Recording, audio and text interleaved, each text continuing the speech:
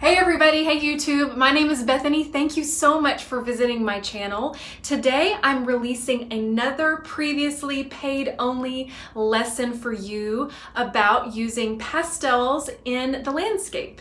The piece we're going to paint today is this gorgeous park scene, complete with some tiny little ducks swimming in the water. This is on a piece of mounted sanded paper and it's about an 11 by 14. I'm excited to release this for you. I really hope you enjoy painting it, following along. If you have any questions, please comment. You can also hit like and subscribe, and don't forget to check out my Patreon page where I release a full lesson every Monday. Thank you so much for being here. I hope you enjoy it.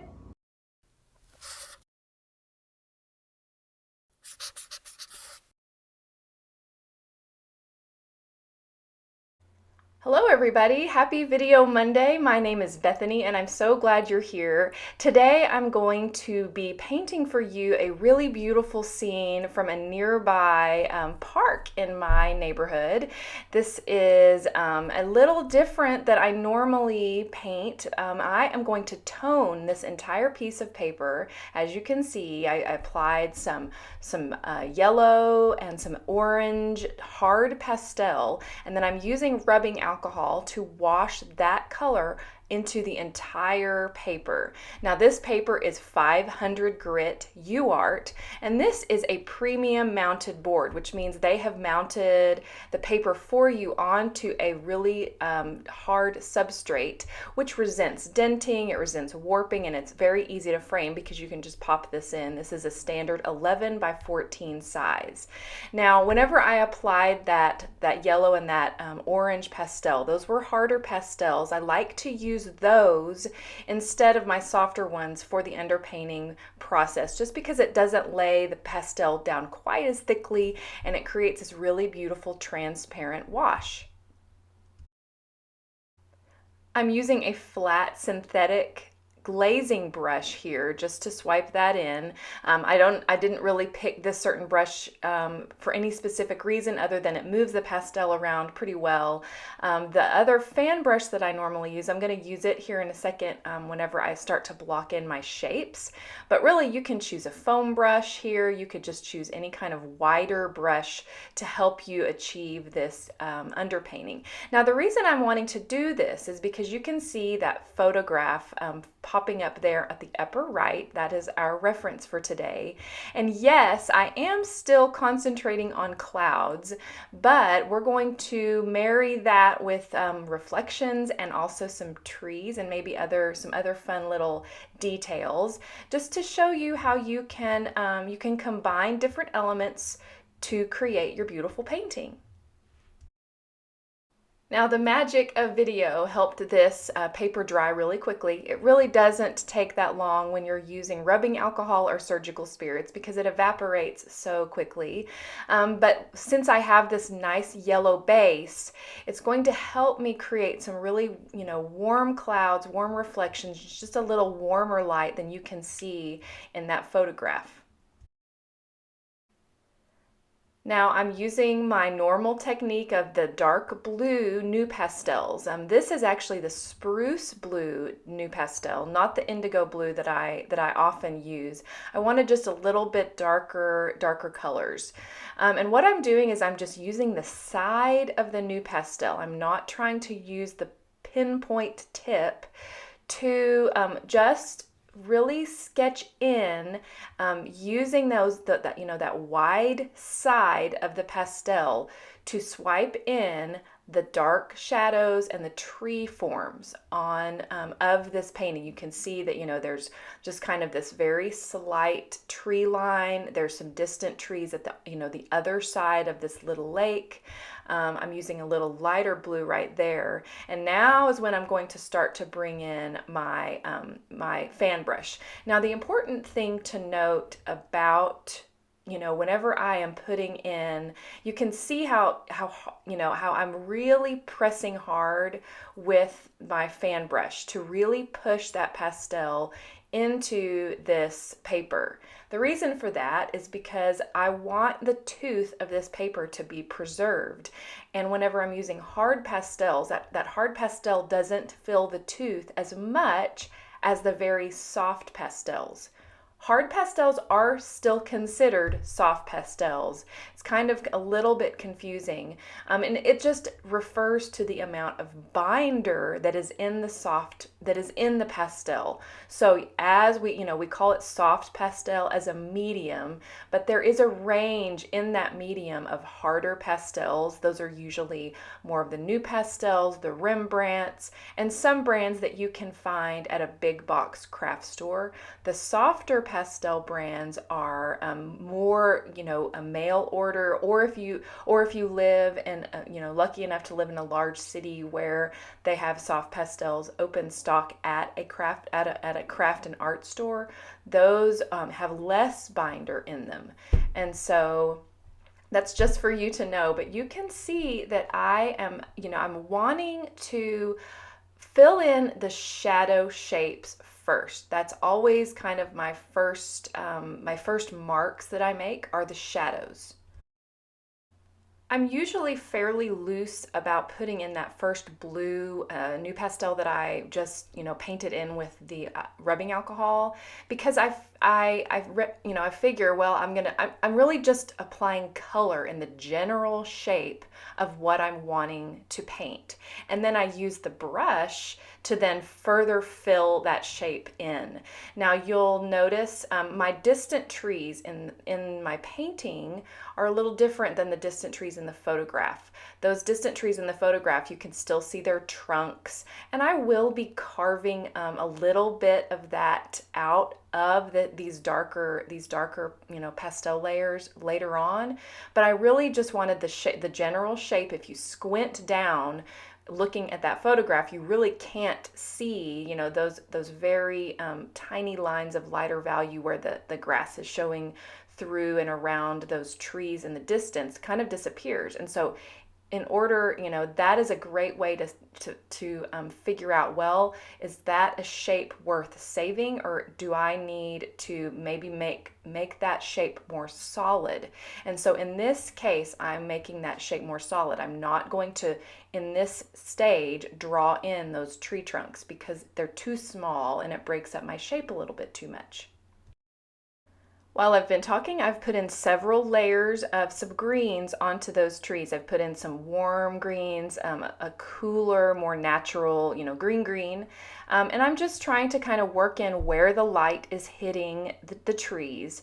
But right now, I really want to focus on the sky because that's what we are talking about this month. You can see here that I am using, this is a very light Terry Ludwig turquoise. It's, very close to white. And I love to carve around distant trees and really carve in kind of where that horizon line. But you can see there how much pastel, what the light touch means. There's a lot of that yellow that is still showing through. I don't want to cover it all because I want it to have a certain glow coming through the sky. I'm working my way kind of up from the horizon line, or at least up right above the tree line of those distant trees. You can kind of see I used a cooler color. I'm working my way up and using slightly darker colors in the blue sky areas of this piece. As I go higher, you can see even in the photograph how it's very light in at the lower part of the sky, and then it gets darker blue as it goes up. So what I do is I like to switch color temperatures of my pastels. I started off with a very light turquoise, then I moved to more of a cobalt blue in the upper areas of the sky. I also, you'll notice, left quite a bit of the yellow toned paper free of any pastel until now. I'm starting to put in more of the cloud colors, which in this case I want to use kind of mirror the underpainting color. I don't want to use a cool cool, white or cream. I don't want to use a cooler color. I want to use a warmer white. So I'm using a very, very light yellow. This is a light yellow new pastel. I'm using the side. You can kind of see how I'm just swiping that in, starting to fill that tooth a little bit. I don't want to fill it all the way. And I also really like to use sometimes some linear marks in the skies. I just think it looks very painterly. That's that same Degas look that I love so much, where he uses the scribbles and the lines to create just layering in his paintings. And that's something I work on my own. You can see right here that I'm using that side. I'm pressing in, not too hard because I still want that to preserve that yellow underpainting. I'm, using different types of marks. I'm using the side and short, choppy, chunky marks. I'm, kind of slightly angling the pastel up to create more little dots where the clouds are going out over the sky, and in that area you can see that the tooth is starting to be more filled. Right here I'm using those linear marks and scribbles. These are my fun techniques. Of course, a lot of people love to really blend their skies, and sometimes I do too, but this is just a technique because of the types of clouds that they are. I want them to look really airy and not too solid. Sometimes if you make your clouds too solid, then they can kind of look like they're suffocating the paper. And so, I try to use and be very, very light in the beginning, because I can always go heavier. I can always blend later. I can always, that's something that I can always add if I believe the painting needs that. But if you start off very heavy-handed and blending and doing all of that, then you really can't go back. You can't recover your underpainting. And so in this case, whenever I put the yellow underpainting, I really want to save that warmth. And so I'm going to be pretty careful in the beginning not to cover it until I decide it's time to cover it, if I wanted to. So it's, kind of leaving yourself open for options. Sometimes you may decide, like right there, I'm gonna blend those edges a little bit. Knock some off if you decide, I need a little bit more tooth. This 500 grit is pretty toothy. It's not the most toothy of the UART line. That would be the 280. You can see there that I went and got a little foam blender. Oops, and I dropped it. But I'm just kind of blending that pastel down into to soften the edges around the trees, and to also soften the variations, because I apply different blues. I apply, the turquoise, and then I applied some cobalts and ultramarines, and even that cerulean blue that I love by Great American. It's the color Beacon. Great American has great names for their pastels. And I don't want it to look too chunky, like there's stripes of different blues in the sky. And so I do like to usually blend those, as I'm moving to darker colors. I like to kind of blend those together. That's that Great American that I'm using right there. And Great American is very, very soft. They're very buttery. I think they're even softer than Terry Ludwig's. And one reason I love them so much is because they're large pastels, and so you can really get a lot for the value of your money when you buy Great Americans. So you can see that I'm just using that Great American to kind of just gently glaze down, and now I'm going to start working a little bit more on the trees. You can see that I'm using kind of the same marks. I'm using those, the side of the pastel and making really short chunky marks, or I'm glazing and gently, scumbling that pastel across the paper. And right now I'm really just looking at the photograph to see where is the light hitting, which it's hitting over there. You can see, as the trees get greener, when you can see that green pop out, that classic green, that is where the light is. Those darker, those darker areas under the trees aren't receiving light. And so we want to preserve that. I'm not going to try to cover up that dark blue new pastel that I used in the initial underpainting of the shapes, because that is my shadow area. I also really want to start to bring that green color down into the water. by using that pipe foam that I mentioned earlier. I'm also going to start putting down the reflections and colors of the sky down into the water. You'll notice that I'm using, I'm in my water areas, I, I use more either horizontal or vertical strokes. I rarely use strokes that are kind of all over the place, side to side and up and down and angled, because water reflects down towards us, and then there's also a flat plane to water. Now in this water there is a slight angle because the way the ripples are in the photograph, they're at a slight angle because the wind wasn't exactly, it's not exactly straight in front of me. And so I'm going to emulate that a little bit by using a little bit of an angle, but I'm not going to use the same types of marks as I would in trees, which are just kind of all over the place, because leaves are kind of all over the place, especially if there's any kind of roughly wind going on. But this is a really loose rendition right now. I'm just still going back up and putting some more lightness into the sky, into the trees. Now you'll notice that my trees are really warm compared to the photograph. And this is where I am emulating the same types of tones as is the paper. I wanted this painting to be warmer than the photograph, and so I'm choosing warmer colors from my palette box. Here I am just slightly blending where the reflections meet the different types of reflections, the tree reflections or the sky reflections. I like those areas to be kind of softer, and that is just, there's kind of a feel to it. This is when I step back a lot. Always make sure that when you're in these painting processes, step away from your easel every now and then. If you sit and paint, then it's beneficial sometimes to have a rolling chair, because then you can scoot that chair back and really see the painting more from a distance.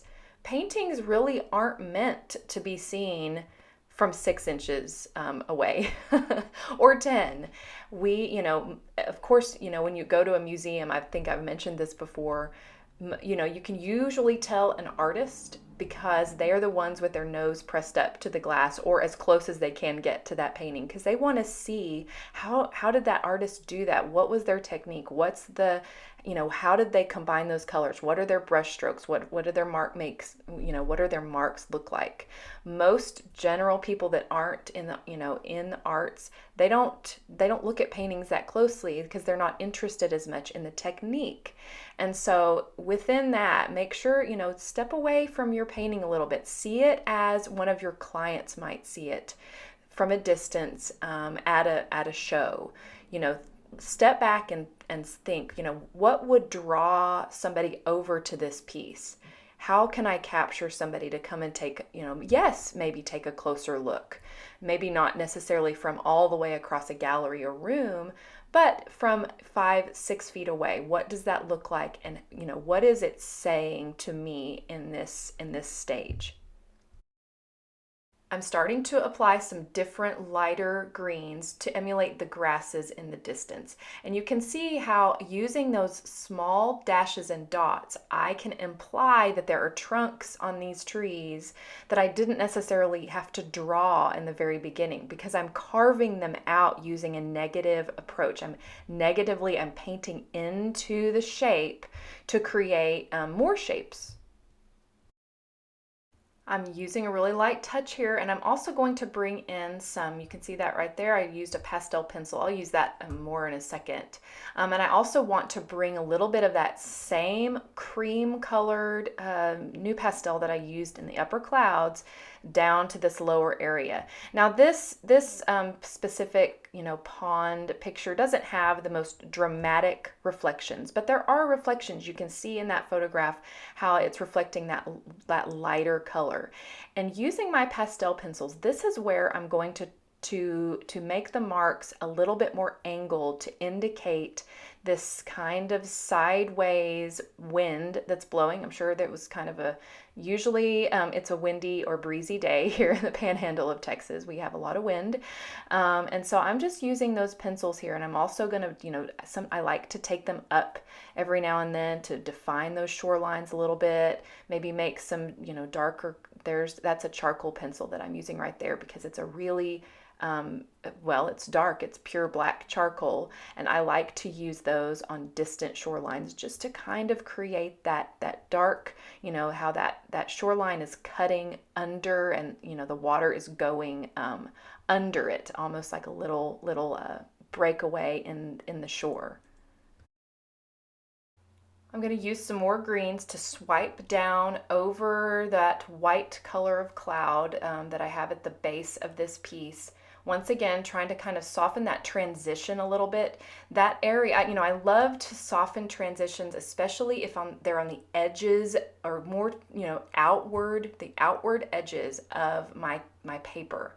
I like to have harder edges, sometimes at that very brightest spot of the reflection, which it would, in this case, it's going to change a little bit, but it's really right now where that lighter blue is. That's my hardest transition right now. I'm going to change that shape here in a second, just because it's right now, you can tell that there's actually that darker area of the tree isn't reflecting down, which isn't accurate. It would be, that reflection would be, that darkness would be coming down into the water, and I have it a little bit off. And so, that's just something you have to see. Sometimes you make a mark and you don't notice. Even people that are very experienced painters, we make marks and we think, oh, wait just a second, that's not accurate. I need to go and change it a little bit. And so, just always make sure you're stepping back and looking and evaluating your painting. Bringing in some more vibrant saturated greens for this foreground green. You can see in the photograph there's just a little spit of grass right there at the turn of this pond, and I'm using just very light kind of chunky marks here. I want to leave a lot of that underpainting showing. Now for the fun part, I'm going to paint in some little ducks for you guys. This is a white charcoal pencil, and it's important when you're adding in any kind of wildlife like this, you have to really zoom in. You really want, I'm not really necessarily, I'm looking at the shape. What is the shape of this little duck? And ducks in the water, they definitely leave a shadow, and there's a very angled, they have kind of an angled triangle at the back where their little tails are, and then they have their long necks, but you don't often see the entire, their beak and their eyes and all of this, especially in these small little renderings of this duck. There's also usually a reflection, especially in the darker parts of the water.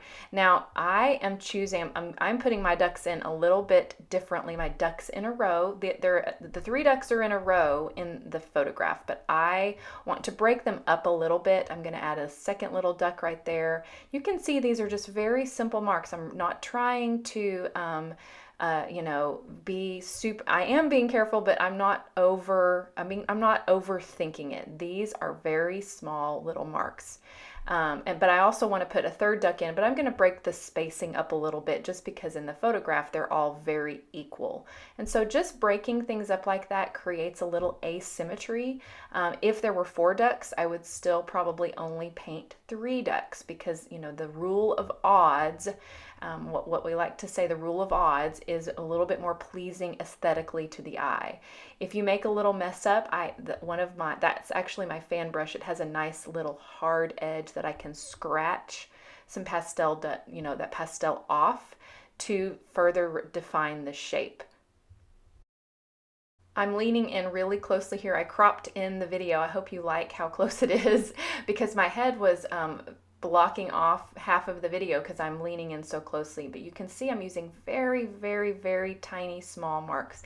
I'm using, this is when you can, set your hand upon, my backer board to steady it. So I'm not, it's not, wiggling. I'm not shaking. I'm also applying, that shadow or that reflection. You can see I gently just drug it down into the water because I want it there to be a very small reflection. The reason I'm kind of going back and forth between a pencil and that's a Townsend pastel. I love that pastel because it's pretty soft and it's pumicey, so it cuts through pastel layers. Because I have so much green on the paper that I have a lot of, the tooth is filled, and the charcoal pencil it's not laying down as much. So I'm kind of going back and forth between those two types of pastels.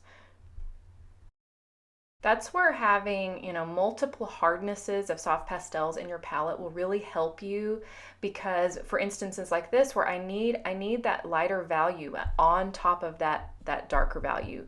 But that pure white with that pencil is hard, because sometimes pencils, especially if they're hard, they kind of almost scrape away pastel instead of laying down the color that they are.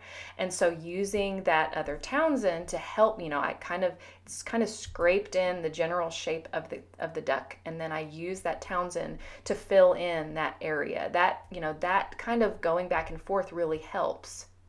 You can see here that I'm also using a pencil to kind of glaze in that angular look to the water, to, where that wind is kind of blowing across this pond.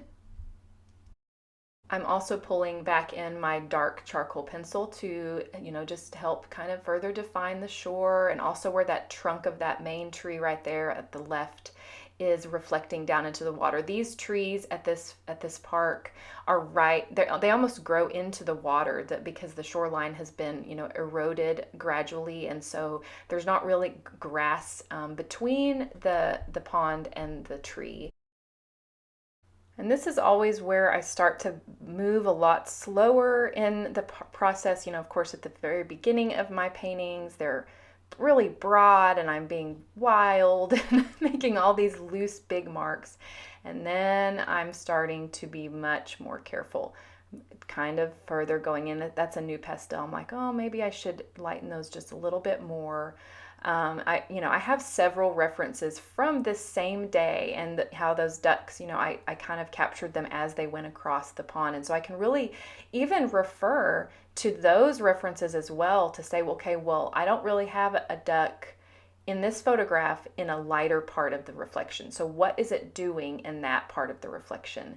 How is it changing? And so you can see I'm going back. I have my little phone up there. It's wiggling right now because I have it on a clamp. So I can look and I can go back and forth between references. So make sure when you have references, have multiple references from the same place if you can. So you can look at different lighting situations, or if something has moved, or, if the clouds changed, or, maybe, if you're painting a dog or a person, how did they change throughout this reference? And that way you can kind of compile those to make your painting. Going back up into my sky with that same Townsend. This is the same Townsend that I used, I mentioned for the ducks. It's a very pumicy. I love the Townsend Tirage or thin line pastels because they have pumice in them, and so they really can cut through the pastel layers, but they lay down a lot of color. And I often will use them for the edges of very bright clouds. And in this case, I'm using them up there, and then I'm also going to use them a little bit more down in the water. I'm gonna, once again, I like those softer edges at the edges of a painting. And so I'm, putting color down, but then I'm also blending it softly with my finger. I'm not really pushing it. I'm just pulling that to help mix that color together. And now I'm using, this is a Richardson. Actually, no, that's a unison. That's one of my very favorite unisons. It's a really true green. I really want to just, indicate that these are grasses. This is, in the photograph, it's more of a lawn, but I want it to look a little bit more like, loose woodland grass. And so I'm using some different gestures here. If I wanted to make it look like a lawn, I would probably be using more horizontal marks, but I want this to have kind of a loose edge, and so I'm using chunkier marks here. I'm pulling in a Carbothello pencil here to help me with those ripples in that clear, the reflection right there of the clouds. There's some dark ripples. And then where the reflections are lighter, darker, they are more, they're lighter. You can kind of see the wave. And so you really have to pay attention. This is where you have to look at your photograph or your reference and say, okay, what is the color doing? In those darker areas, you can see the light rippling, and in the lighter areas you can see the dark, and so that's just kind of going back and forth. And this is that same white charcoal pencil that I used in the initial duck drawing. I'm also going to fix that distant shadow of that tree where it was hanging over the water but not reflecting down. And so you can see that I just changed the shape of that. And then I'm going to move the reflection over with a really hard mark. I'm pushing down a lot there because that's my hardest edge. That's where the beginning of the circular focal point starts. It kind of goes down towards the ducks, around to that reflection and up into the sky is my focal point right now. I'm also defining that edge of the shoreline over by those two larger trees. You can see that those, I've barely covered any of that underpainting. It's still quite a bit that blue wash, which, is a look that I love, that creates a very painterly effect. I'm also wanting to straighten out, some of the shoreline as it goes off in the distance. And then adding just a little bit of shadow color, maybe, just darkening that a little bit as it's coming down towards the water, that grass. I'm also going to add a little path because this is a walking park. It's a really, we call it Medi Park in my neighborhood, and we can go and there's ducks, and sometimes we have swans, although I haven't seen the swans in a couple of years. But there is a little path, and we can go and feed the ducks, and the kids can ride their bikes around the park, or you can go running. It's really nice area for, we don't have a lot of water and lakes in our town, and so this is a fun little area. But adding this little path, this is a new pastel once again, and I'm just using, you can see that I'm pushing pretty hard because I'm just wanting to add the indication of a sidewalk. I also want to straighten out the distant shoreline a little bit. I want to make sure that it's pretty, pretty horizontal. It's very level. Water finds level, and you can see in the photograph that it's much flatter than I have painted it. And so I just want to make sure that it doesn't look like the water is going uphill. When you paint the curves, the lines, how the shoreline kind of curves around, you want to still make sure that the water is finding level, because it always will. Water always finds level. So really step back and observe your paintings and make sure of that detail. Thank you so much for watching this painting come together. I had a lot of fun painting the little ducks and the water reflections and the sky, of course. When we build on our skills, using skies, painting trees, painting water reflections, learning how to render wildlife, then, we can pull all of those together into a cohesive painting. So I hope you enjoyed watching this. Thank you so much for being here. Make sure you check out the other videos this month, all about clouds, and I hope you have a great day.